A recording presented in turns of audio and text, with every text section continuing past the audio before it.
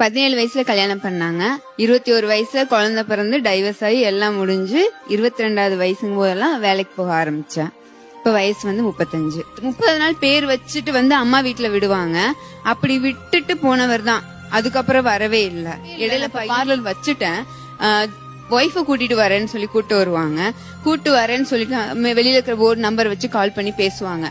மென்ஸுக்கு service இருக்கா அப்படின்னு. இல்ல சார், இது உமன்ஸ் சலூன். ஓகே, நான் என் ஒய்ஃபை கூட்டிட்டு வரேன். அவங்க என் ஒய்ஃபை கூட்டிட்டு வந்தா எனக்கும் நீங்க த்ரெட்டிங் பண்ணி விடுவீங்களா அப்படின்னு கேட்பாங்க. அதே மாதிரி உமன்ஸ் ஒய்ஃபை கூட்டிட்டு வரேன்னு சொல்லிட்டு அவங்க சர்வீஸ் பண்ணது முடிச்சதுக்கு அப்புறம் உங்க நம்பர் கொடுங்க, என் ஒய்ஃப்க்கு ஏதாச்சும் ஒன்று வேணும்னா உங்களுக்கு நான் கால் பண்றேன் அப்படின்னு சொல்லுவாங்க. போன ஒரு மணி நேரத்திலேயே கால் வரும் சார்.